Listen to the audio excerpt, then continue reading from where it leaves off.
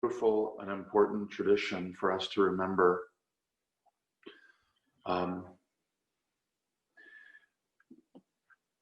the spiritual side of our families, the spiritual side of our reality. Let me pull this up. I was just hearing the instructions of Lord Balaram to when Krishna kidnapped Rukmini, because in some ways when someone is taken from us, it's as if they've been kidnapped or taken away. So I think in that sense, this story is appropriate. When Krishna kidnapped Rukmini, I'm looking in Krishna book now. I believe it's the 52nd chapter where Balaram is giving instructions to Rukmini, his new sister-in-law. Balaram's new sister-in-law. It just happened moments before. You know, suddenly she's now his sister-in-law. She's on the chariot and she's meeting her brother. She's meeting her husband and her brother-in-law for the first time in the middle of a great battle. And Balaram is fighting he's the head commander, and so Krishna's there with all the princes. No one really is like expecting anything. And Krishna's there and all the princes are there. And they had heard that Krishna had arrived, but he had just arrived. So it was there was a very tense situation. All of the warriors were there. And in fact, Maharaj Jarasandha and all of these personalities had come. Shishupal's, all Shishupal's friends and family members. Shishupal's father, Damagosh, I think his name was. Shishupal's father is Damagosh. The name means one who is very expert at chastising his citizens. What a name for a king. You know, not one who's giving pleasure to his citizens, but one who's very good at chastising his citizens. So Maharaj Damagosh and all these personalities, they say, yeah, it's a wedding, but maybe it'll be a war. And they're kind of hoping that it's a war because these guys always want to beat their chest and they all want to fight. They're always in an enthusiastic mood to fight. And of course, so is Krishna, but Krishna's doing it because he's here to be the supreme janitor of all of the nonsense that's going on the planet. So Krishna's always ready. He's like, oh, it'll be a good opportunity. You know, sometimes people wonder, why did Krishna release Maharaj Jarasandha 17 times? If he kept coming back and fighting, why? Because Krishna said, this fool is going to go get a bunch more demons and deliver them to my door so I can kill them all at once. So go and come back, and when you come back, we'll take care of business. The point was for this avatar specifically was to clean up. So Krishna is so enthusiastic when he hears. It's funny, Krishna really knows how to increase the drama in our lives, actually. This is a fact. I think he is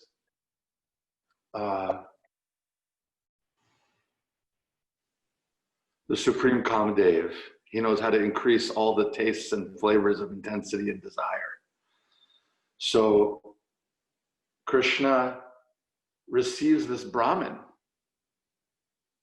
Who is this Brahmin? Where is he from? Before inquiring all these things, Krishna takes care of him. He seats him down. He gives him a place to rest, nice silk bed. He's taking care of him. He's massaging him. He's worshiping him. Please take some rest. And the Brahmin's like, I gotta tell you something important. Krishna, just, please be patient and take some rest. And afterwards, meanwhile, the Brahmin's like, tick, tick, tick, tick, tick, tick, tick. He knows there's a wedding is happening and he's got to do something and he's there on a mission. Krishna comes back after the Brahmin is arrested and he says, thank you, I love you, it's my honor. And then finally he says, must have been some reason why you come. Huh? There must be some reason why you come. Go ahead and just give me a heads up and then I'll stop for a second and then you can record. So the Brahmin says, one of my favorite parts, the Brahmin says, yes, I have come because there's a great urgency, and Princess Rukmini has sent me. And then he says to Krishna, it's so funny how straightforward the Brahmin is. I should actually find it, otherwise I'm gonna not do Prabhupada's words justice. But he says something like, and if you want to do something, you have to do it now. What a sweet thing for a devotee to tell the Lord. My Lord, this is up to you if you want to do it. But if you want to do it, you got to do it right now. I found that so full of sweet nectar. Oh.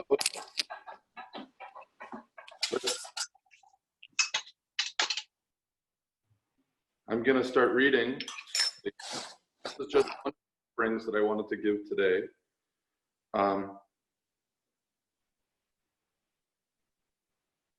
Okay, so this is right after. I found it. Krishna gave it to me right here. It's like they found it right away. So,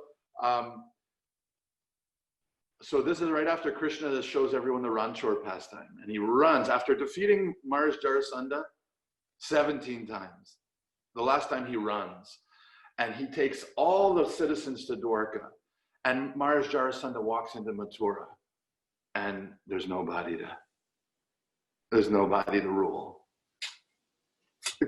The place is all the yadus are gone.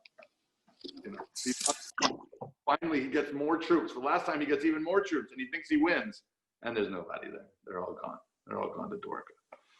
So actually, Prabhupada says, and I have to do some research, because Prabhupada says that actually the Ranchor pastime is directly connected to Krishna's desire to marry Rukmini.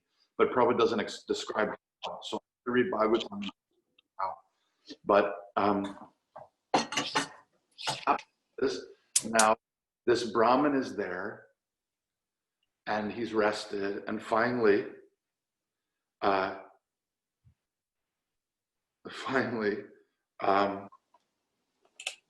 it's a very, because it's talking about Rukmini's anxieties about marrying Krishna and how she, she doesn't know what's going on, and how she, it describes how Srimati Radharani is the source of all of these Shakti incarnations. Prabhupada says it specifically, and that Rukmini, as well as the goddesses of fortune, as well as Durga and her children, are all from Radharani. So Rukmini is thinking about maybe she offended the demigods in some way by not worshiping them the way they want, because she only worships Krishna. Like, she'll go to the temple and everything, but when she goes to the temple, she just worships Krishna, and she goes in front of Goddess Durga, and she says, "Please give me Krishna." That's all she wants. She's just always thinking of Krishna all the time. So she thinks maybe because the Goddess Durga, because she is the daughter of connected to the Himalayas, maybe she's become very cold-hearted like a stone mountain. And now she's going to take it out on me that I never worshipped her according to the way the demigods are worshipped. And now she's gonna make me cry and suffer. Rudrani, she thinks maybe she can and make me cry and suffer eternally for my lack of ability to worship her according to the demigods' desires. So she's full of anxiety. So then Prabhupada says,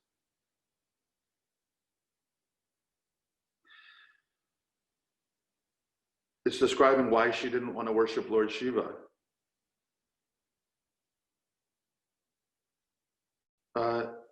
She did not think of anyone greater than Krishna, and even Lord Shiva, who was known as Mahadev, the greatest of all demigods. Lord Shiva also seeks the pleasure of, this is from Srila Prabhupada's Krishna. Lord Shiva also seeks the pleasure of Lord in order to be delivered from his entanglement and the quality of ignorance.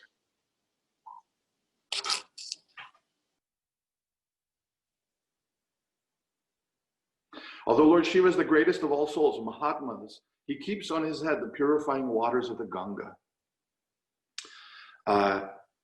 which emanates from a hole in the material universe made by the toe of Lord Vishnu. Lord Shiva is in charge of the material quality of ignorance, and to keep himself in a transcendental position, he always meditates or Krishna, and always tries to purify himself with the water of the Ganges. Therefore, Rukmini knew very well that obtaining the favor of Krishna was not easy, since even Lord Shiva must purify himself for the purpose. Surely it would be difficult for Rukmini, who was only the daughter of a Kshatriya king. Thus, she devoted her life to observing severe austerities and penances, such as fasting and going without bodily comforts. If it were not possible in this lifetime to gain Krishna's favor by these activities, she was prepared to die from such austerities and undergo similar difficulties lifetime after lifetime. In the Bhagavad Gita, it is said that pure devotees of the Lord, such determination exhibited by Rukmini Devi is the only price for purchasing Krishna's favor. Isn't that a nice thing? The only price. One should be strongly determined in Krishna consciousness, and that is the way to ultimate success. After relaying, this is the part I was going to read now. After relaying Rukmini Devi's statement to Krishna, the Brahmana said, "My dear Krishna, chief of the Yadu dynasty, I have brought this confidential message for you from Rukmini. Now it is placed before you for your consideration. After due deliberation, you may act as you please. But if you want to do something, you must do it immediately. There is not much time left for action." I love that. Okay, so that's the end of that chapter. Then in the next chapter, so much nectar, of course, in Krishna book. You want to know how beautiful Rukmini was? Check this out. Check this out, Hari Raval. The chivalrous princes assembled there were so overwhelmed by Rukmini's beauty that they became almost unconscious. Now, that's not even the end of the sentence. But if you think that's not possible, that's ridiculous. How could someone become so overwhelmed by beauty that they fall unconscious? That's like a hyperbole. That's like something they write about in the old days. That's not real. Mm. Have you ever seen the videos of the people watching the Beatles? Mm. Yes. Actual Michael Jackson. Have you seen videos of people watching Michael Jackson? They're screaming at the top of their lungs and fainting. So much enthusiasm and desire is there for seeing this personality. They're so ecstatic and full of material desire and enthusiasm. They faint. Mm. So we have first-hand example that in our own vision how this can happen. So listen to this. Those chivalrous princes, so overwhelmed, they became almost unconscious and fell from their horses and elephants. Full of love, they hopelessly desired Rukmini's hand, comparing their own beauty to hers. Oh man, I'm handsome. Imagine together. Oh man, it was perfect. Mati Rukmini, however, was not. If you can mute everyone again, there's I think some. Of course, if anyone wants to speak something, you can immediately unmute yourself and just speak something, but we should mute so that there's no background noise distracting. But anyone can speak at any time. Please interrupt me if anyone wants to say anything, please. Srimati Rukmini, however, was not interested in any of them. This is such a nice section. In her heart, she was simply expecting Krishna to come and carry her away. As she was adjusting the ornaments on her finger of her left hand, she happened to look upon the princes and suddenly saw that Krishna was present among them.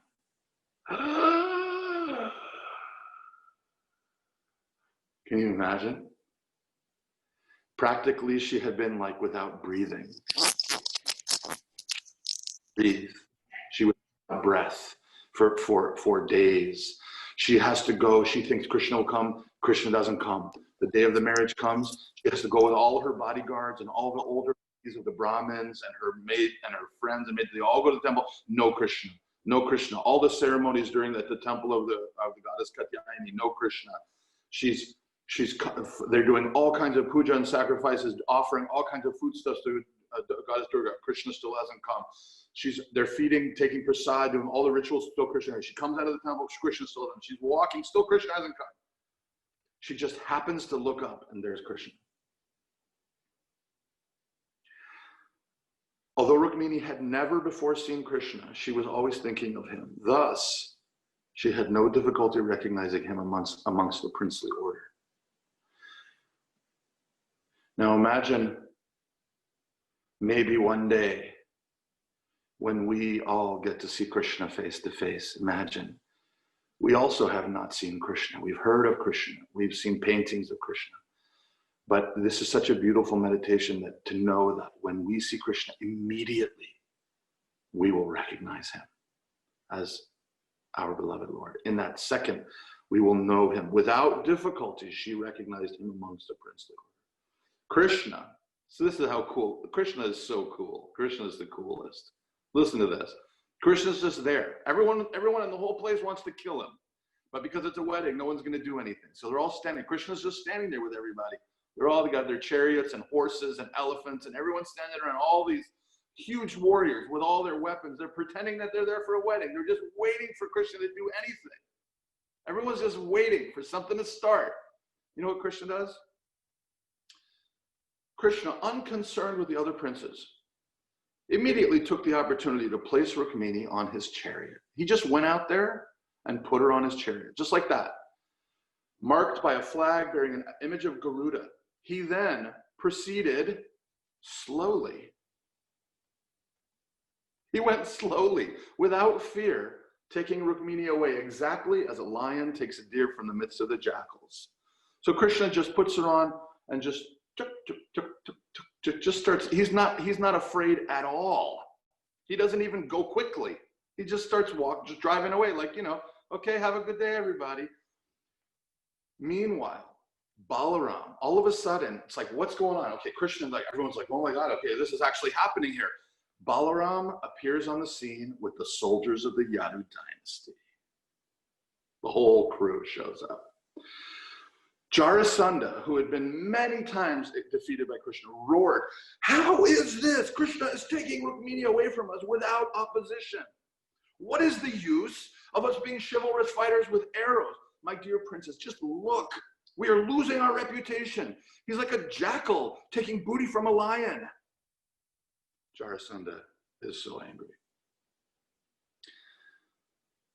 So they start moving away, all the armies, they all get on their things.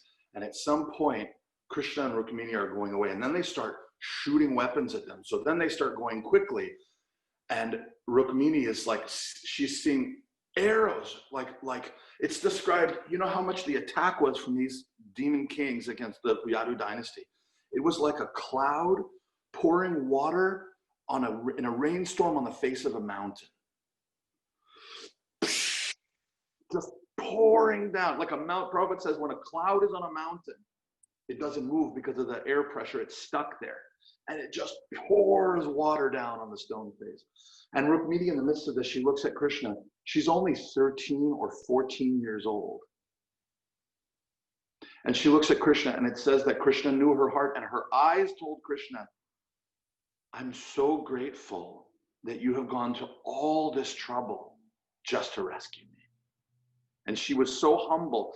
It's described that Rukmini, her beauty was so stunning that it was basically knocking people off their elephants. I mean, think about that. There's like dominoes. She walked by, and they all go, falling off their horses and elephants. So she's so beautiful, but Prabhupada describes that she never thought of herself as beautiful. She always was very humble. And all the citizens loved Rukmini so much. She was incredibly popular with the citizens. They loved her. So she's looking at Krishna thinking, thank you so much for doing that. I can't believe I'm so embarrassed that you've had to go through all this trouble.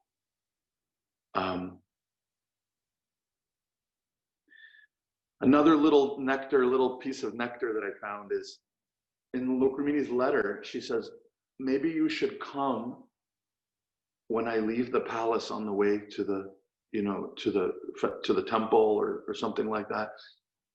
And Prabhupada said, because she was a true Kshatriya, she thought, how can I do this in a way that will avoid as much bloodshed as possible for the innocent people who will be there at the time? So she said, don't come when I'm in the palace. If Krishna had come to kidnap her while she was in the palace, he would have had to fight all these people just to grab her. And there's a possibility that many innocent people could have been killed. So she said, just when I'm outside, so Rukmini had this idea. She had this whole thing planned out. So at this point, the Yadu dynasty stops going after Krishna, and they turn around and they go right into all these kings. They go right into and it's very intense, the description of how they fight these guys. So anyway, at one point, these princes, they're getting completely defeated. And they all decide, wait, hang on one second. Where's Shishupal? Like he's barely holding up his end of this thing. And where's Rukmi? Come on, guy. Like, what are we doing? Like, hold on. We're all going to get destroyed in this battle. Forget it. So they all just stop. And Shishupal's like, where are you going? Come on, guys. Where's everyone going? What are you doing? It's described that he wasn't good as a fighter. He couldn't really hold it together. And they all went to him and they said, Shishupal, be strong. You can do it. We believe in you. And they split.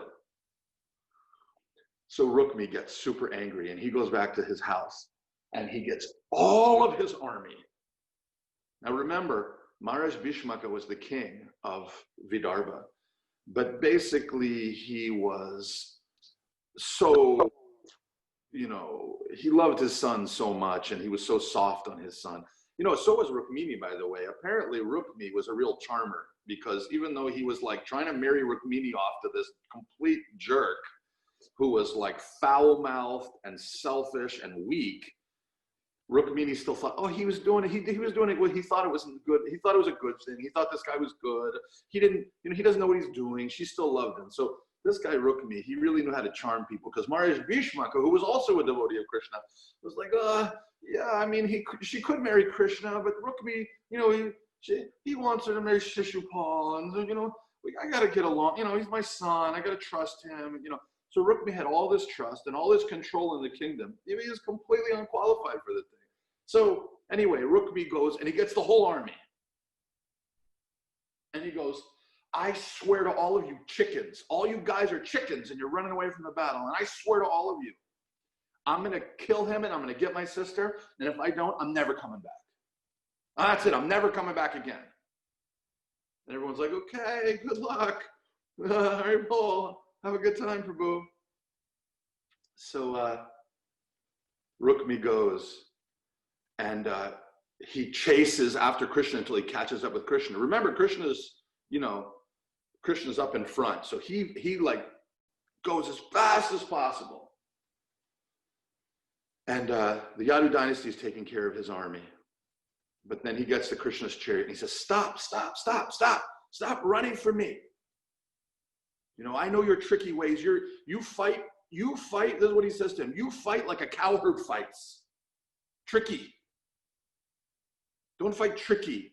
I'm a Kshatriya. Fight with me like a Kshatriya. That's what he says to Krishna. Can you imagine? Stop, face me.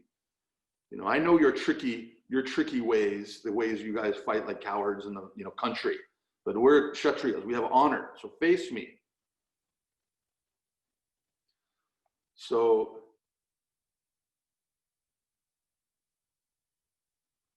let me catch up here. So meanwhile, the Yadu dynasty's army is fighting Rukmi's army and whatever kings are still there.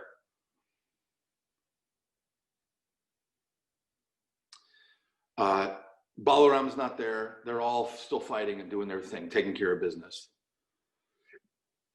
Okay, so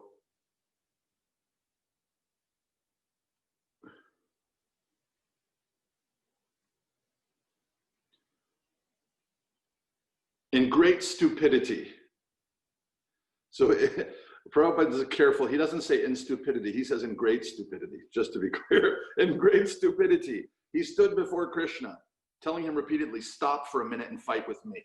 After saying this, he drew his bow and directly shot 3 forceful arrows against Krishna's body. Of course, Krishna was wearing all of his armor and all of his, warrior costume. That we know this costume, that the gopis, they don't like this stuff. Krishna's wearing all of this costume. And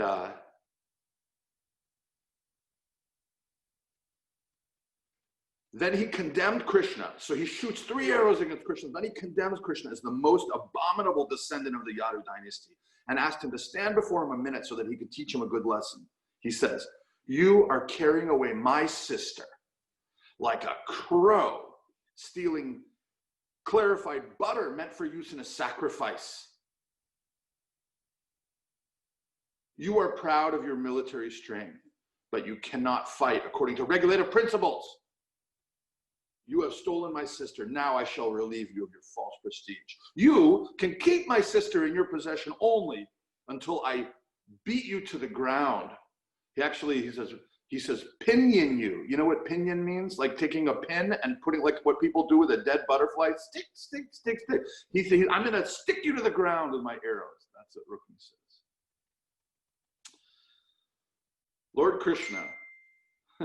Lord Krishna, after hearing all these crazy words from Rukmi,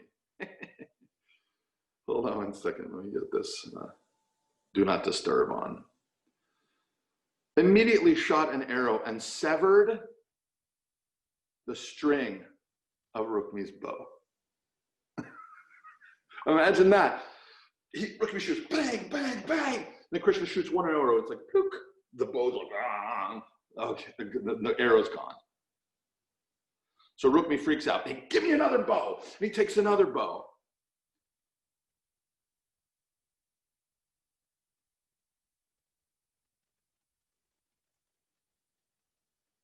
And shot 5 arrows at Krishna. Being attacked for the second time, Krishna again severed Rukmi's bowstring. Krishna's like, this is my brother-in-law. I'm not going to kill this guy right now. Like, this is, he's going to learn his lesson. Any second here, he's going to realize that he can't fight me. Rukmi took a 3rd bow, and Krishna again cut its string. This time to teach Rukmi a lesson. Krishna's trying his best to stop this guy from his own giant mess that he's created. Krishna shoots 6 arrows at him, and then another 8 arrows, and killing 4 horses with 4 arrows. 1, 2, 3, 4. Killing the chariot driver, 5. And chopping off the upper portion of Rukmi's chariot, including the flag with the remaining 3 arrows. Everyone around Rukmi and his entire chariot are broken. The guy's standing there, completely dumbfounded. Does he get the lesson? What do you think? No. Rukmi, having run out of arrows, took assistance from swords, shields, tridents, lances, and similar weapons used for fighting. But Krishna immediately broke all of them in the same way. Being repeatedly baffled in his attempts, Rukmi took his sword and ran swiftly toward Krishna, just as a fly proceeds towards a fire. But as soon as Rukmi reached Krishna, Krishna cut his weapon to pieces. Bang, bang, bang. The guy's got a hilt of a sword, nothing but a stump left. This time, Krishna took out his sharp sword and was about to kill him immediately. But Rukmi's sister, Rukmini, understanding that this time Krishna would not excuse her brother, fell down at Krishna's lotus feet in a very grievous tone, trembling with fear. She began to plead with her husband. So she begs Krishna. She begs Krishna.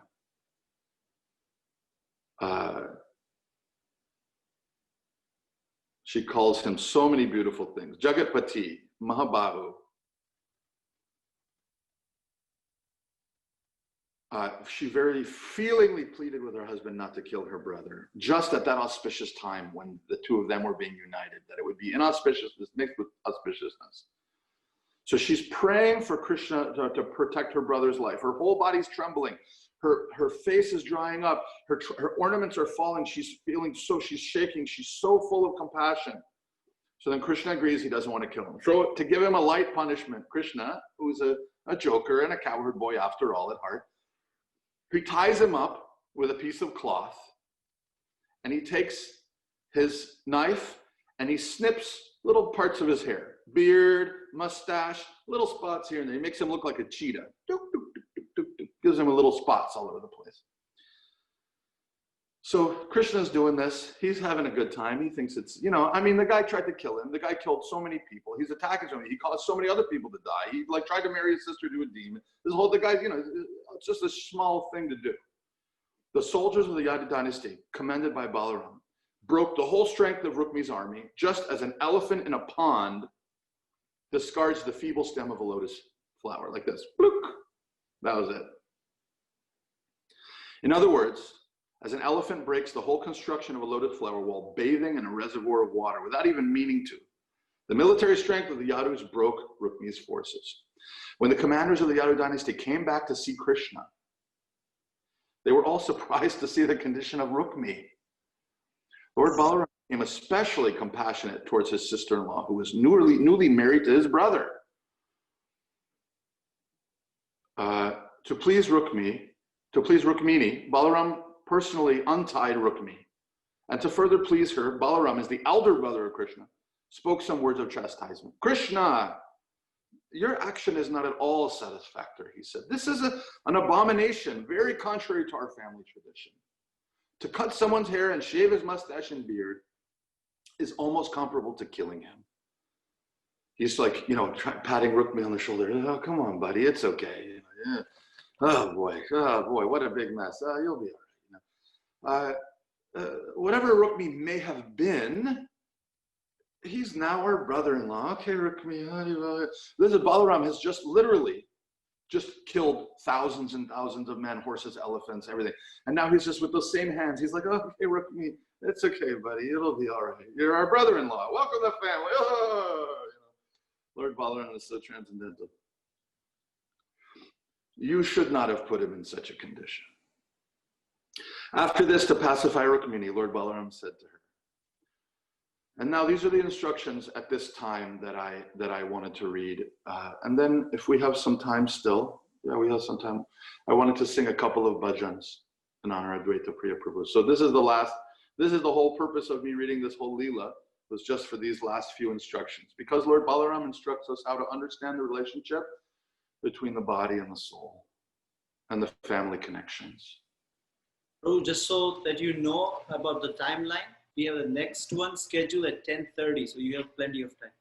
Okay. Thank you. I don't have so much time myself because I still have to finish my japa. So, and I know that all three of you guys have to finish your japa too, right? Yes. Yes. All right. And some of us actually committed more japa in memory of our father. So grandfather. So kids have included, as Mayapujan Prabhu started doing 16 more. Prabhu, japa never finishes for us. It should never, and it should go on all the time. Prabhupada telling his disciples to chant 16 rounds with the way the modern world is. Basically, it means that if you're not ever doing anything else, you have to chant japa. Because basically, if we're busy, we're working, we're doing this, we're basically chanting japa when we're not doing other things. And at the end of the day, we catch a couple last japa, and then if we go to sleep, they're going to do japa again. We're supposed to never stop, actually. Japa. Right. So then, Lord Balaram turns to Rukmini. You should not be sorry that your brother has been made odd looking.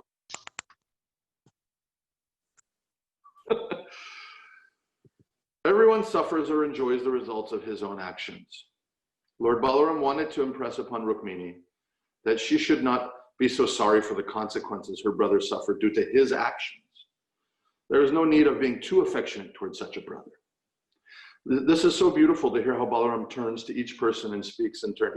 He really knows how to churn the butter, Turn the cream into butter. Lord Balaram then again turned to Lord Krishna and said, my dear Krishna, a relative, even though he commits such a blunder and deserves to be killed, should be excused. For when such a relative is conscious of his fault, that consciousness itself is like death. Therefore, there's no need to kill him. You know, he's aware of what he did and he's going to suffer. So leave it. Then Balaram again turns towards Rukmini and informs her, we can recognize this is our current state of affairs in the world. The current duty of the Kshatriya in human society is so fixed that according to the principles of fighting, one's own brother may become an enemy. Then a Kshatriya does not hesitate to kill his own brother. In other words, Lord Balaram wanted to instruct Rukmini that Rukmini and Krishna were right in not showing mercy to each other in the fighting, despite the family consideration that they happen to be brothers-in-law. Sri Balaram informed Rukmini that Kshatriyas are typical emblems of the materialistic way of life. They become puffed up whenever there's a question of material acquisition. Therefore, when there is a fight between two belligerent Kshatriyas for kingdom, land, wealth, women, prestige, power, they try to put one another in the most abominable condition, always trying to cause each other. Balaram instructed Rukmini that her affection toward her brother Rukmi, who had created enmity with so many persons, was a perverse consideration befitting an ordinary materialist.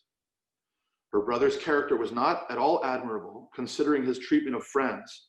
And yet Rukmini, as an ordinary woman, these are Krishna and Rukmini are playing these roles, right, of human Kshatriyas. She was very affectionate towards him. He was not fit to be her brother, and still Rukmini was lenient toward him. Okay, now we're getting into more deep instructions from Lord Balaram.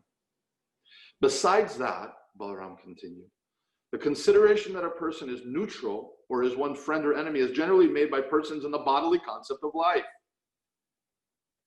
So we know that Krishna sees no one as friend or enemy. Krishna loves everyone.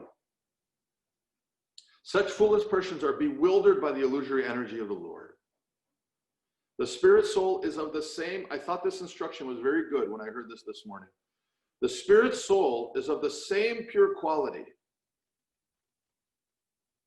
in any embodiment. I'll read this again. The spirit soul is of the same pure quality in any embodiment of matter. But those who are not sufficiently intelligent only see the bodily difference between animals and men, literates and illiterates, rich and poor, which cover the pure spirit soul. Such differences observed merely on the basis of body are exactly like the differences between fires in terms of various types of fuel they consume. So Balaram is saying for us to see a difference between an animal and a human is just materialistic. It's not spiritual, because basically that is a soul and I'm a soul. So this soul is like fire made from ghee, and this soul is like fire made from sandalwood. It doesn't matter. The fire comes out the same. It's fire. Fire is fire. It doesn't matter the fuel source. It becomes fire. So making a differentiation is like silly, Balaram is saying. Whatever the size and shape of the fuel, there's no such variety of size and shape in the fire which comes out. Similarly, in the sky, there's no differences in size and shape. This is sky, little sky, big sky, it's silly to make these, the soul is of the same pure substance. In this way, Balaram reconciled the situation by his moral and ethical instructions to Rukmini and Krishna. To Rukmini, he stated further, this body is part of the material manifestation, consisting of the material elements, living conditions, and interactions of the mode of material nature. The living entity or spirit soul, being in contact with these, is transmigrating from one body to another due to illusory enjoyment, and that transmigration is known as material existence. The contact of the living entity with the material manifestation has neither integration nor disintegration. It doesn't change. No matter what we do in the material world, we're actually not part of it. We're not getting integrated into material energy or disintegrated from material energy. The body's changed, but the soul is not changing. There's no question of integration, disintegration. Just as the sun is the cause of sunlight, eyesight, and the forms of material manifestation. This is a very interesting point. If you have zero light, like let's just say scientifically, you have zero light. You're in a room, like they have these immersion chambers where they block out all light, no sound and no light. If you have no light, what is the question of material existence of forms and this and that? You know, like, who am I if I can't see anything? Brahma had this experience. Who am I? What am I doing? He couldn't think. He couldn't see because there was nothing, blackness all around him. There's no tree. There's no lotus. There's no ceiling. There's no hand. There's nothing. It's just darkness, right? Without the sun, right? You guys follow so far, right? There's no dark. There's no question of material existence without seeing something from the sun. But Prabhupada's making the point in the second, the sun is not actually the cause of the existence.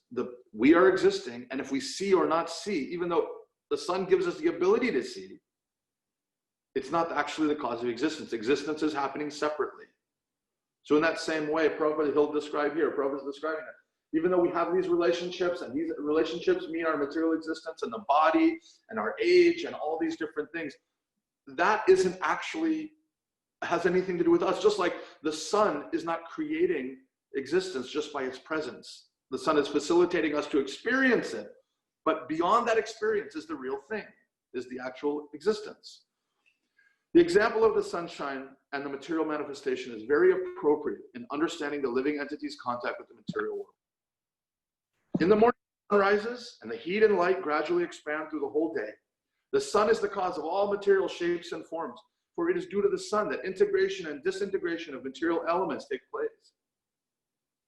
But as soon as the sun sets, the whole manifestation is no longer connected to the sun, which has passed from one place to another.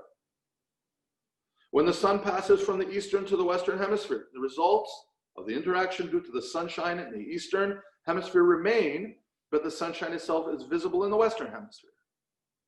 Similarly, the living entity accepts or produces different bodies and different bodily relationships in a particular circumstance, but as soon as he gives up the present body and accepts another, he has nothing to do with the former body. Similarly, the living entity has nothing to do with the new body he accepts. He is always free from the contact of his bodily contamination. So one of the points that Prabhupada makes so often is that actually it's our attachments that are connecting us with this material existence. What does that mean? We are the ones who are creating this contact and this connection with material energy. Even though Krishna is facilitating with giving us this material energy because of our desire, actually we are not connected. It is just our desire to be connected, to think like this, to act like this. That's why we are so attached to the body and to the many lifetimes that we've had, the many family members that we've had, the many forms that we've had. But actually, in reality, Balaram is saying this, in reality, as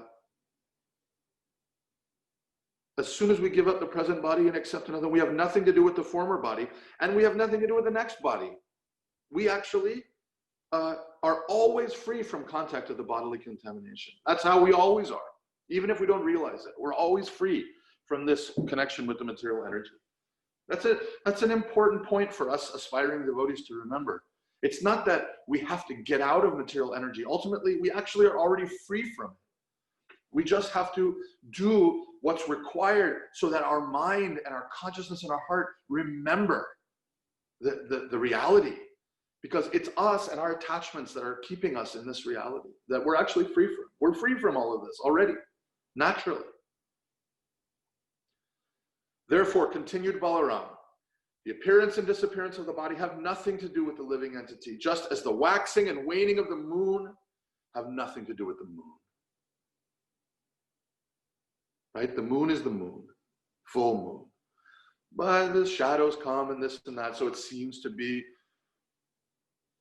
When the moon waxes, we falsely think the moon is developing. And when it wanes, we think the moon is decreasing. Factually, the moon, as it is always the same, and it has nothing to do with such visible activities of waxing and waning.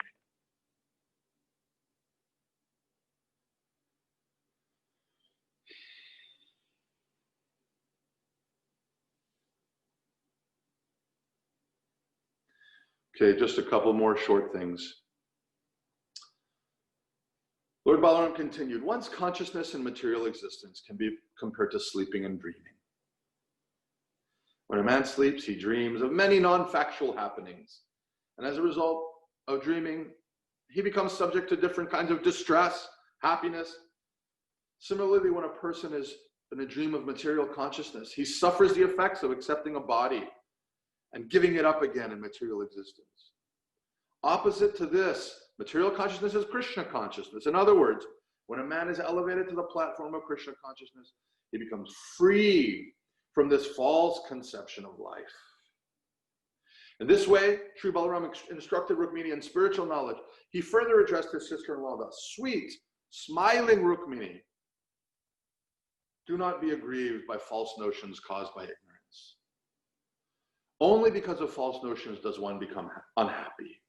But one can immediately remove this unhappiness by discussing the philosophy of actual life. Be happy on that platform only. Actual life. Remove this unhappiness by discussing the philosophy of actual life, which is what we're trying to do.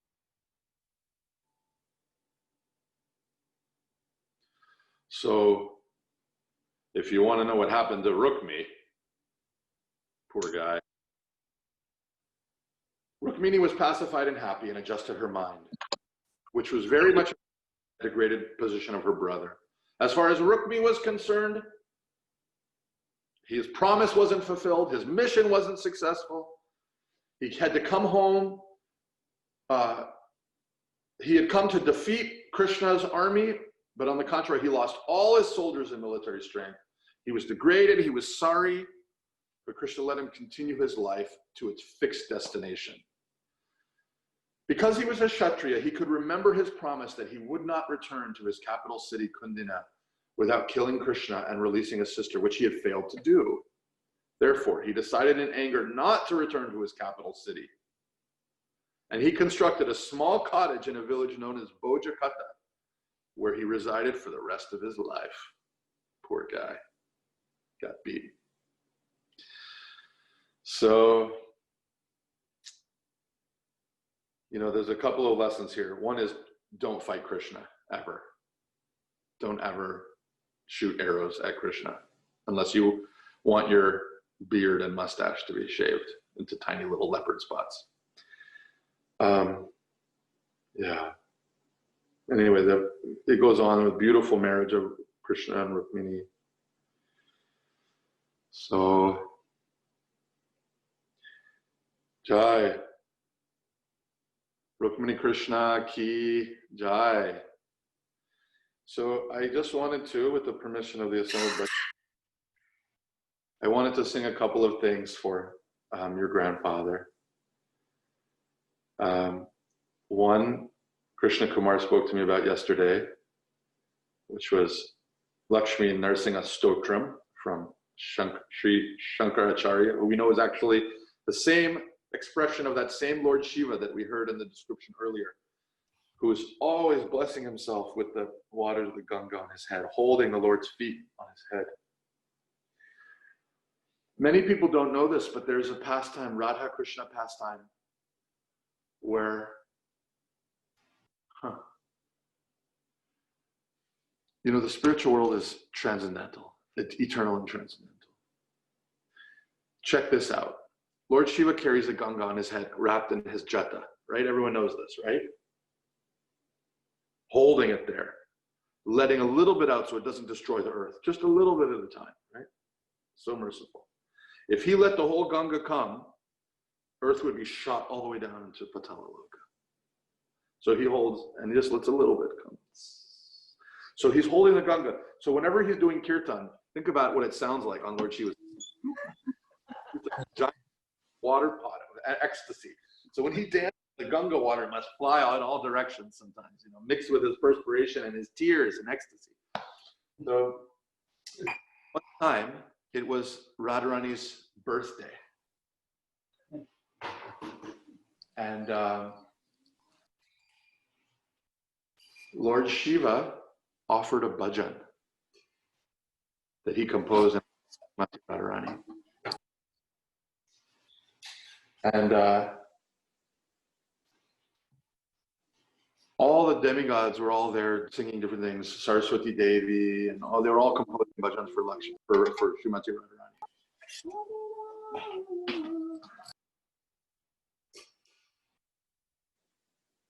So, nice. So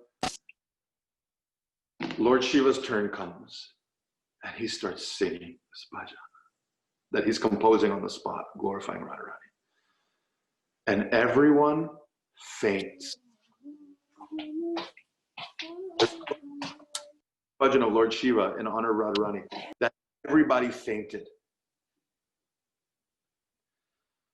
And when they wake up, Radha and Krishna are gone. Radha and Krishna disappeared. And everyone is standing now in a giant pool of water. So where's Radha and Krishna? There's nothing but this golden liquid all around us. And then they hear this instruction. The instruction is for Lord Shiva to write down this specific book called Shiva Tantra about all of his instructions for worshiping the Lord. And then this voice says, this liquid is actually Radha and Krishna's form. They melted together into a pool of ecstasy from Lord Shiva's bhajan. And this water, this pool of ecstasy, became the source of the Ganga. So the Ganga herself is actually the personified form of the liquefied form of Radha mixed with Krishna in ecstasy, having listened to the bhajan of Lord Shiva. How ecstatic is that? So nice, huh? So Lord Shiva, this same personality, comes as Sripad Shankaracharya. And he's got a super difficult service. Hold on one second.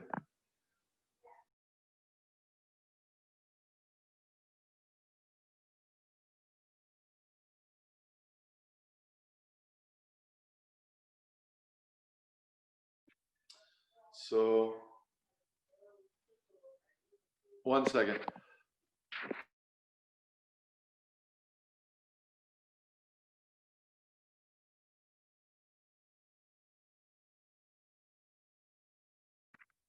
Sorry, my family was having a phone call in the other room. Apologize. So Shankaracharya is an expression of Lord Shiva, and he is very interesting personality. And he was incarnated at a time when the Lord needed him to destroy Buddhism, which had taken over all of the philosophy of the world, and reestablish the Vedas as a source of knowledge. But because the people were so attracted to Buddhism, they had decided the Vedas should be thrown out completely, that there was no value at all in all Vedic knowledge, and the only thing that mattered was one's own meditation. Now, that's a whole other story why the Lord came as Lord Buddha to establish this. Because of the theft of the culture by the impious and selfish Brahmins. The Brahmins had they had lost the plot, as they say. They lost the plot. So Shankaracharya, first Lord Buddha comes and he destroys Vedic culture, and he says, only your own meditation and full ahimsa, full ahimsa. Then after that, Shankaracharya says, but the Vedas teach us how to do this properly. So he reestablishes the Vedas. But in the midst of all of that, Shankaracharya has to accept the basic tenets of Buddhist philosophy, which are atheism and impersonalism. So he adjusts the atheism of Buddhism and turns it towards Krishna as much as the people can handle. He cranks the dial as much as they can before people break, and he turns it to impersonalism. Okay, God exists, but Brahman, it's all the oneness of everything, but that is also God. And so people are like, okay, we can handle that. So then that's as much as he could do. So in the midst of all this, though, who is he? That same Lord Shiva who's singing the praises of Radha and Krishna in ecstasy. And he has to do this intense service of making all these people confused and thinking, oh, impersonal. I am God, we're one. It's a, yeah, okay. So Lord Shiva, in the midst of all this, he's suffering. It's like Bhaktivinoda Thakur. He's out in the daytime, he's out there serving the British Raj, the empire, every day in court. But at night, then he becomes his full self. So Lord Shiva, as Shankaracharya was like that, in his bhajans, Shankaracharya was a full bhakta. You can hear his bhajans. He sings Bhaja Govinda Mudhamate. He sings all these beautiful prayers of all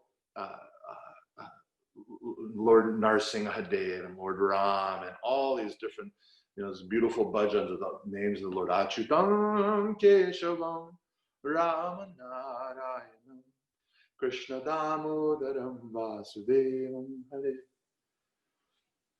Sridharam Madhavam Gopika Valabham Janaki Nayakam Ramachandram Bhaje. So this is Shankaracharya. Also, so much ecstasy. So many devotees have so much ecstasy hearing the bhajans of Shankaracharya. So Shankaracharya, as Lord Shiva, is actually showing his true nature in his private bhajan. He's showing us what's really going on behind the scenes. So, if we can, let's sing a little bit of this.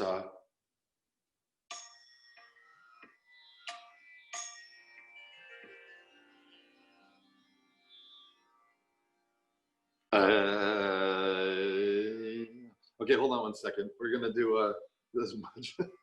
Sorry, I just wanted to go classical for a second. Just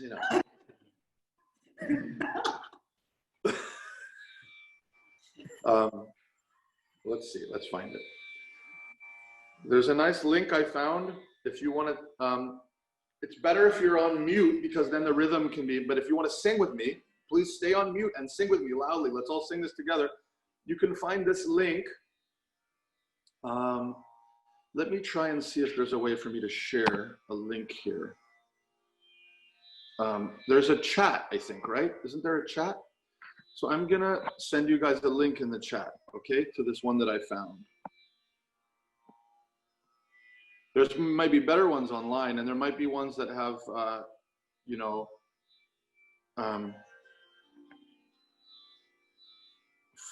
full Devanagari. But for now, this is what I got.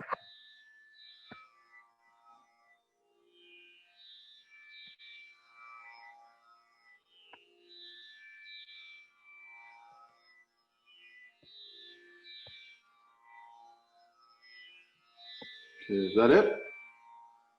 You guys able to catch that? All right. What key am I in? Let's make sure I'm in.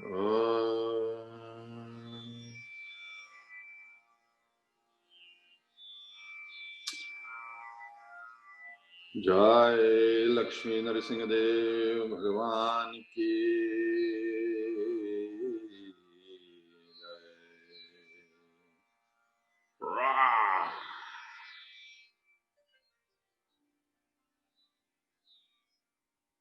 Srimad Payoni Dinaketana Chakrapani Bhogindra Bhogamani Rajita Punyamurte Yogisha Shashwata Sharanya Bhavadipota Lakshmi Nrsimha Mamade Karavalamam. So there's many verses of this. So I'll just do the Sanskrit, but from time to time I might read a little bit English just to keep us in the mood.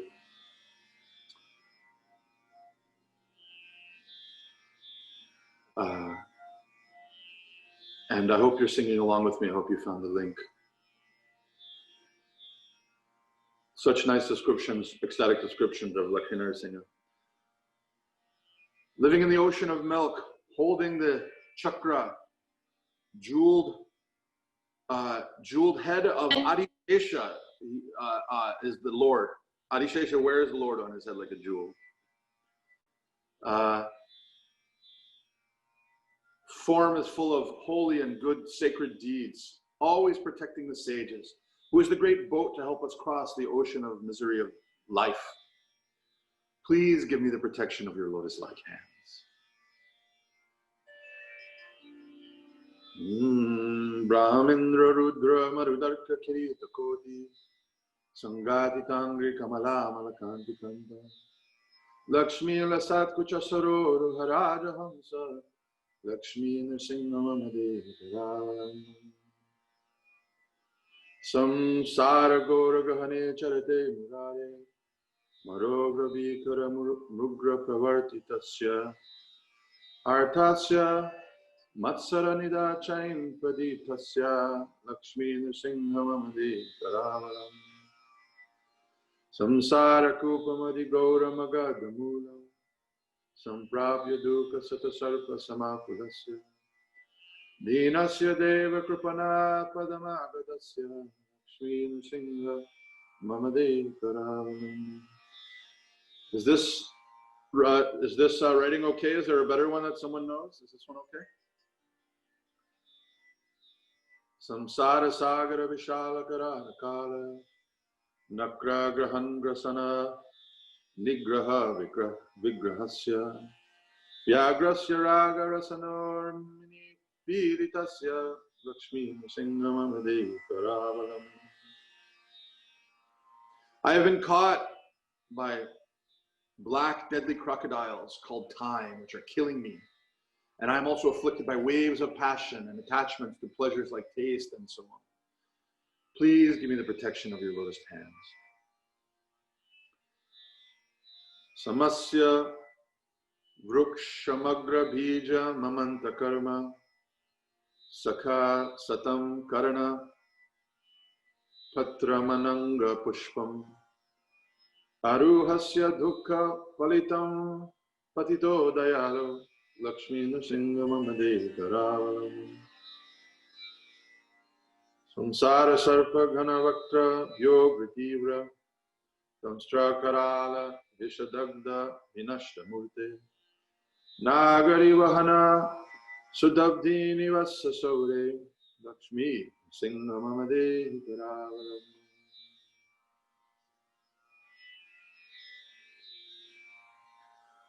Samsara Davada Hatura Bikaroru Dvala Vali Virati Dhigda Nuru Hasya Twatpada Padma Sarasi Saranagatasya Lakshmi Nrsimhamade Karavalam.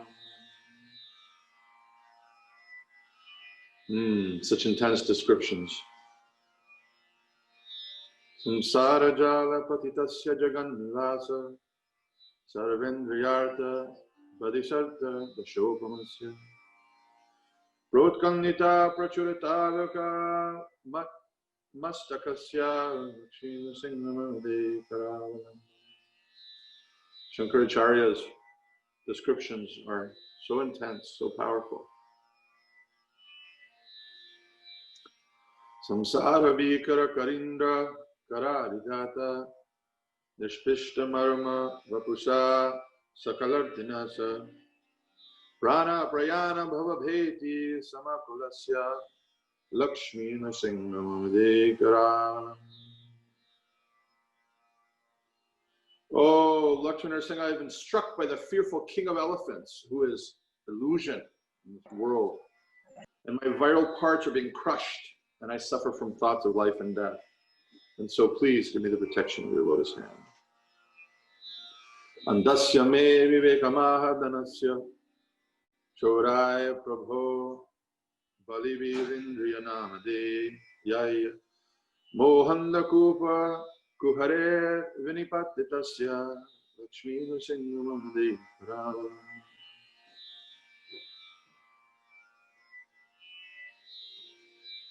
Vadvagale Yamabhata Bahutar Chayanta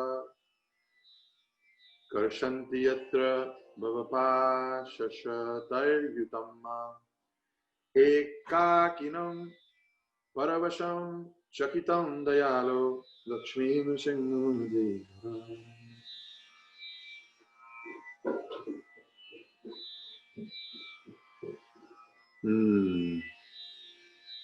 Lakshmi Pate Kamalanava Suresha Vishnu Vaikunta Krishna Madhusudana Vishwarupa Ramanya Keshava Janardana Chakrapani Devesha Dehi Kripanasya Karala. O Lord of Lakshmi, lotus of your belly, Vishnu, Lord of all, Vaikunta, O Krishna, slayer of Madhu, lotus eyes, the full knower of Brahman, Keshava, Janardana, Vasudeva, please give me protection with your lotus hands. Ekana Chakram Aparena Karena Shamka Manyena Sindhu Tanya Mavabalam Yatishtam Vame Karena Varadabaya Padmachi Chinnam Lakshmi Nrsingamamade Daravalambam.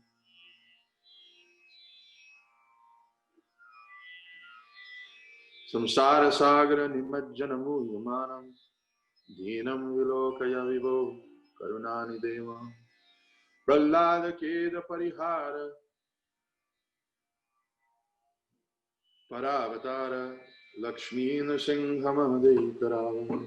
Let me move you over, instead of looking at my ugly face, let me move you over and you can see my Lakshmi Nrsingadev deities. See them?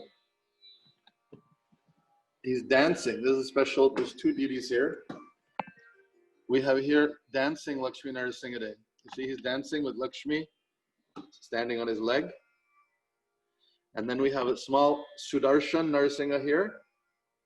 4 chakras. He has only chakras. Boom, boom, boom, boom. And then up here is, above is Sudarshana. He's hiding underneath my Diksha Japa beads up there. Okay.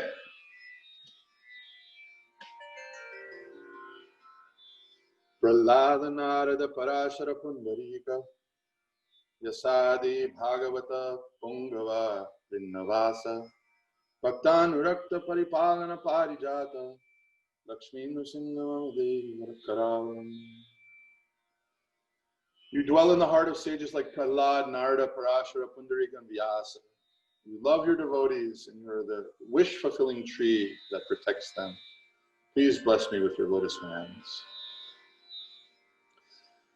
Lakshmi Nrsinga Charana Abja Madhu Vratena Stotram Kritam Shubhakaram Bhuvishankarena Ye Tat Patanti Manujahari Bhakti Yukta Steyanti Tat Pada Sarojara Makhandarupam.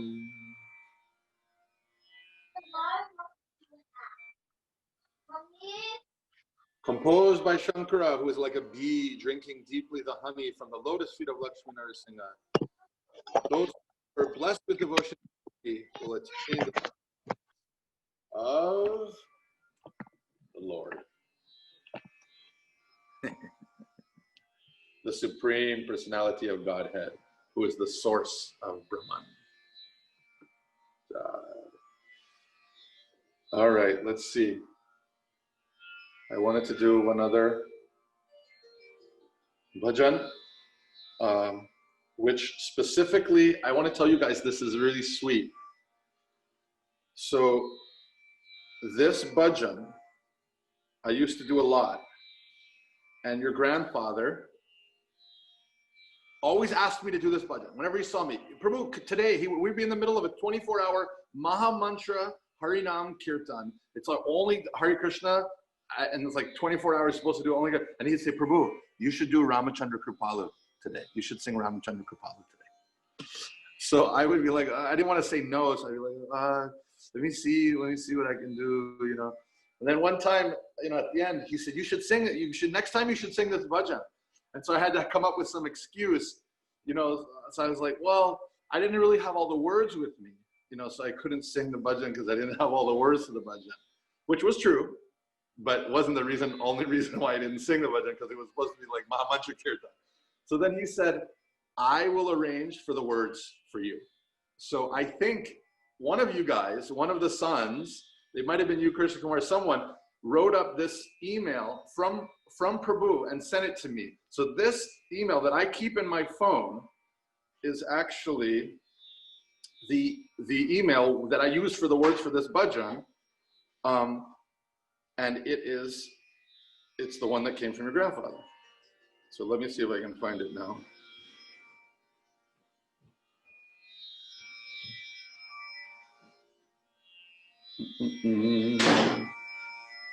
I had it yesterday in here.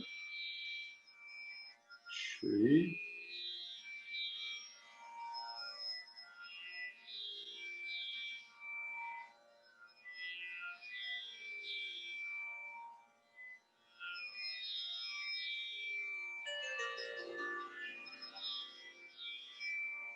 Okay, this is, I promise you, this is the layout. I've just changed it slightly, but this is the email, the text message that I got from Prabhu.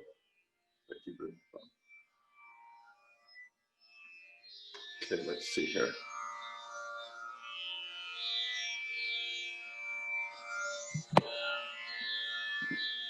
Brinda! Is that too loud now, the speaker? Is the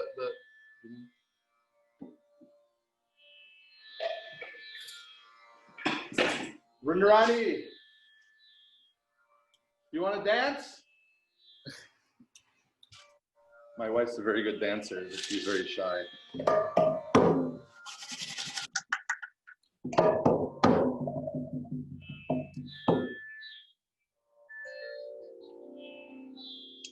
Shri Ram Chandra Pita Bhajamana Harana Bhava Bhaya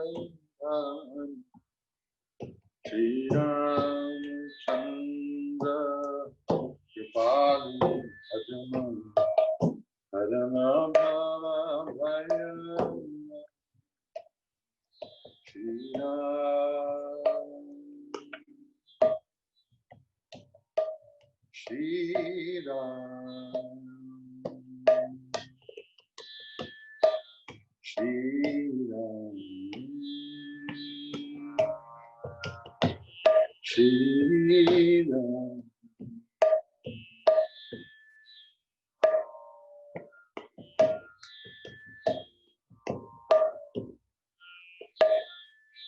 Navakanjalochana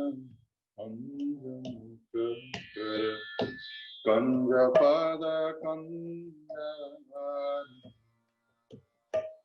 Kanjalochana Kanja Pada Kanja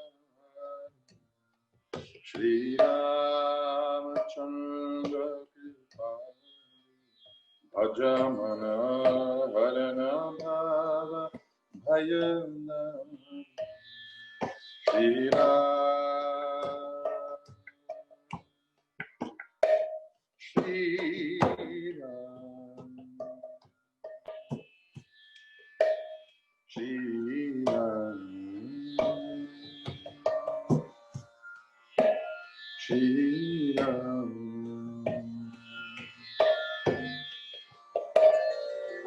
Kanda Padanita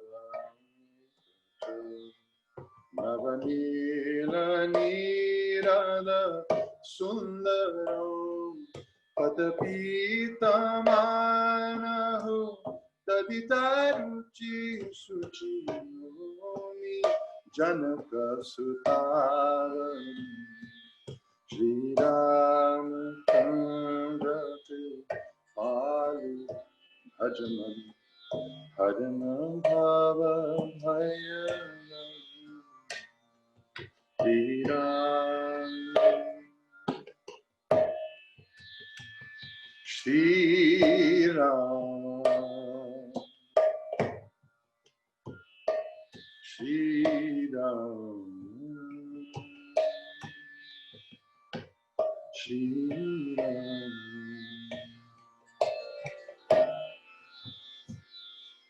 Bhajadina bandhu dineshadan Daitya vanshani pandanam Raghunandanana Kanda Koshala Chanda Dasaratanam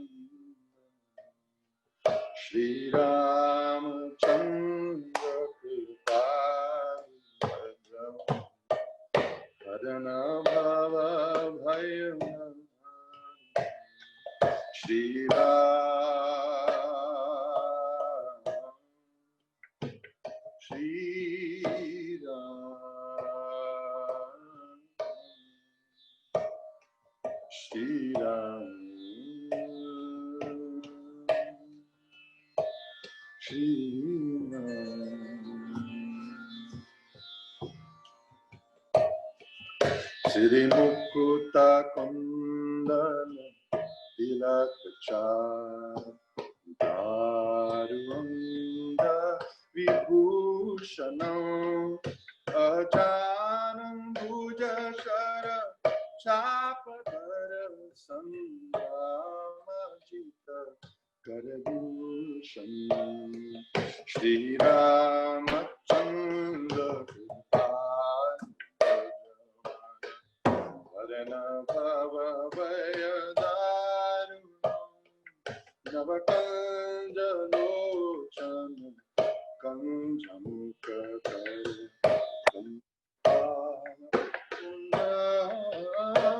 Shri Ram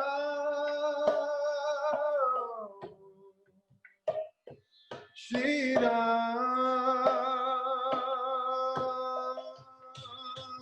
Shri Ram Shri Ram Sitaram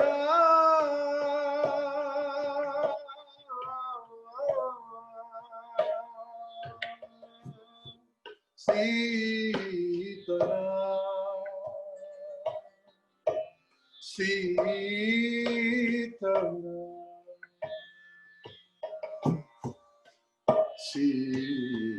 Sitaram Iti vadati Tulasidasan Jeshamuni Manaranjanam Mama Hritaya Kanjani Vasaguru Kamadi Kala Dalabandham Shri Ramachandra Prabhu Harana Bhava Vayadarino Shri Ramachandra Kripal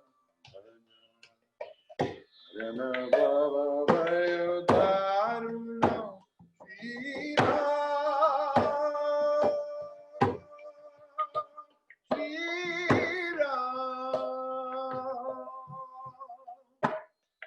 Shri Ram Shri Ram Shri Ram Shri Ram Shri Ram Shri Ram Shri Ram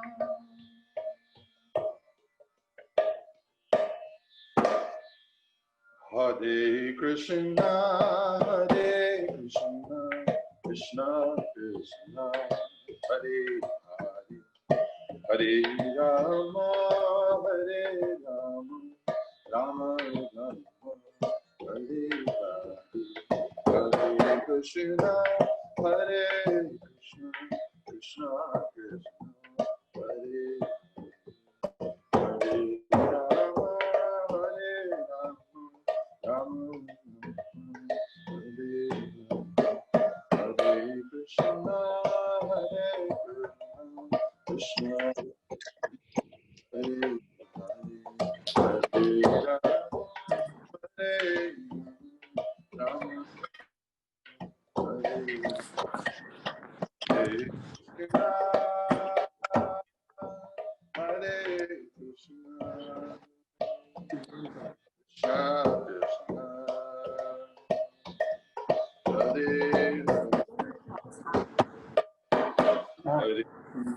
तो करीनच ना तो त्याच्या घरनं करत असतो. Hare Rama, Hare Hare.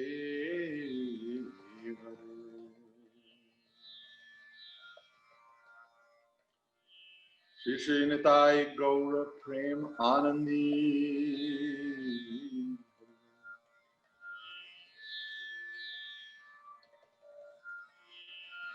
Oh Jai Jai Shri Radhe.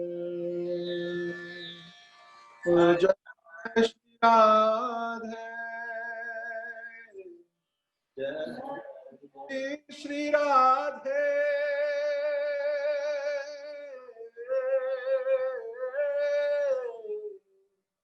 Shri Radhe, Shri Radhe, Shri Radhe, Sham.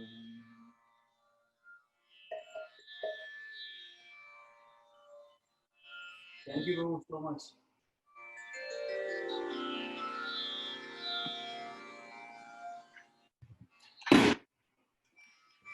Thank you, Prabhu. Thank you for this opportunity to dive with you into the ocean of the Katha, the Lord. Thank you so much for your gift of this opportunity. We all pray for blessings from Dvaita Priya Prabhu. Hare Krishna. Prabhuji, thank you so much. It has been a very difficult last 2 weeks. Having this nice Krishna Katha was like having the somebody was putting the chandan on our heart. So it was so good to hear Krishna Katha and his favorite bhajans, Lakshmi Narsi Stotra and Ram Stuti. Thank you for. Of course, I owe your family a debt of so much gratitude for all of the association and kindness and charity and encouragement that you all have offered me for so many years and so many devotees. So, of course, it's the least that I could do to express that. Jai Darshan of the deities. Jai Hare Krishna. Jai. So, My father's beloved deities. Yes, Prabhu. Yeah, he he would be doing this seva so much in time and with so much love and dedication. He had a very bad arthritis, but he would be always there. He'll be the first one, and he will do by himself. So that is he was with us, but we didn't realize his greatness while living with us. And when you're too close, you kind of sometimes see the small things bigger, and you don't see the bigger things. We have material eyes, so we only see what we can see with material eyes. We're not able to see with spiritual eyes because we only see with these eyes. That's the problem. Yeah. Ananda Prabhu, Hare Krishna. Hare Krishna, Hare Gaura Prabhu.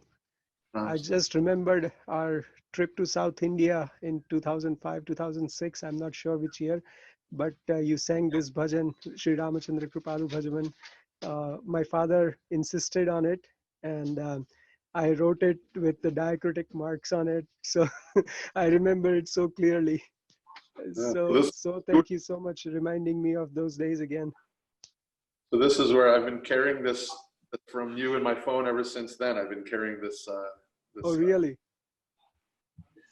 I just wanted to read one thing as you were talking about appreciating your father. Many of you may know this, but at the beginning of Krishna book, Srila Prabhupada dedicates Krishna book to his father. Did you know that? Yes. Yeah. It's such a beautiful.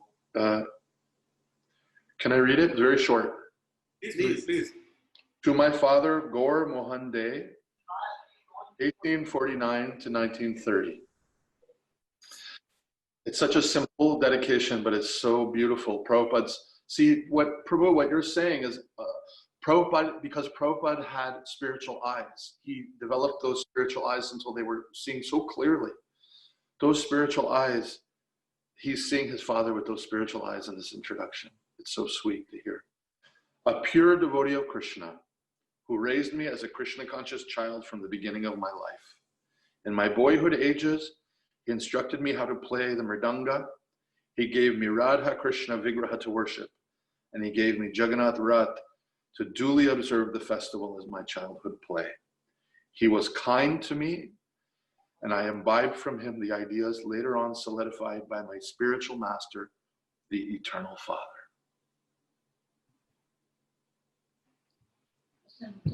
Sweet. Yeah. So Prabhuji, please. I- Yes, I- Prabhu? I have one question. Sorry, we have been talking about it, and because we were not there at the last time of near our father's departure, and also some of us, most of us, are thinking that we didn't treat him right in so many ways, like when he wanted something. So, Mahaprabhu Prabhu had this question the other day, and I was also thinking, because you said the material body we don't have anything to do with, new or old, but is it okay to aspire to serve in the spiritual world if we make it to that place in company with my father? Like, if again, Are you kidding me? Of course. I mean, we have to understand that these relationships are so rich. Actually, the only reason why you are the sons of this devotee is because you have a spiritual relationship in the spiritual world. In other words, he's facilitating, you're facilitating, Krishna's facilitating, everyone somehow or other, all of this on the soul level is all a facilitation for increasing our love and relationship with the Lord. So when devotees are bonded together, it's a reflection of a spiritual relationship. I'm not saying that I know that he's your father in the spiritual world or something like that, but there's a connection. 100% there's a connection because we're all connected to Krishna. So the only way our connection exists is because of Krishna. So that connection will only increase over time, not decrease over time. That connection will be reminded. You know, right now the connection that we have with each other is like a coma patient and the connection with his family speaking in the distant silence. You know, hello, Father, hello, you know, and sometimes blink if you can hear me. You know, people do it, blink if you can hear me, you know. So that's the connection we have now with each other. Actually, it's practically non-existent. But in the spiritual world, the full connection is like when that person awakens from the coma, then the connection is fully revived. That's how it is. That's how our connection is in the spiritual world. Fully revived relationship. We're just hearing those distant echoes from Guru, from Shastra, hearing those distant echoes. You know, in Lord Chaitanya's spiritual master was Ishwara Puri. Ishwara Puri's spiritual master was Madhavendra Puri. And Madhavendra Puri's grand disciple, of course, then is Lord Chaitanya. So Lord Chaitanya's grand guru, Madhavendra Puri. So Lord Chaitanya, what did he do? He used to go and stand in front of the deity of Jagannath, but so shy from a distance, way in the back of the temple, right? That Jagannath, the spiritual form that made that wood, Daru Brahman wood that made Jagannath, is a Kalpavriksha tree from the spiritual world that came in the form of the Daru Brahman that then they carved Jagannath out of. That's what appeared on the ocean, is a Kalpavriksha tree from Vrindavan. Do you know who that Kalpavriksha tree is? Madhavendra Puri. The Kalpavriksha tree that came as Daru Brahman is Madhavendra Puri's spiritual form. In the spiritual world, Madhavendra Puri is a Kalpavriksha tree that sits alone by itself in Nidhivan. And when Krishna leaves the other gopis, he takes Radharani, and just the two of them, they go under the kunja, the Nikunja, under that one Kalpavriksha tree. That is Madhavendra Puri. Mm-hmm. That's why Madhavendra Puri has all those intimate flavors of the pastimes of Radha and Krishna, because he's seen them in the form of Kalpavriksha. Who does he come? He comes as Daru Brahman to become Lord Jagannath, so that the whole world can be flooded with this love of Radha and Krishna through Lord Chaitanya. And his grand disciple, Lord Chaitanya, is standing in front of his own guru in the form of Jagannath, in the form of Kalpavriksha, in the form of Dara Brahma. Point is, these connections are eternal and like fractal. They all fold back on each other. Not only will you be connected with your Father in the spiritual world, you'll be connected with him in hundreds of ways that you didn't know, in different leelas and different expressions, all the devotees are all tangled up in the lotus flowers of the Lord's pastimes, right? Like Maharaj Kulashekar Alwar, he prays, let my neck be tangled in the stems of stems of your lotus feet. And may my breath be tangled in those stems. In my life, may I leave fully entangled in the lotus feet, without a doubt. Thank you so much.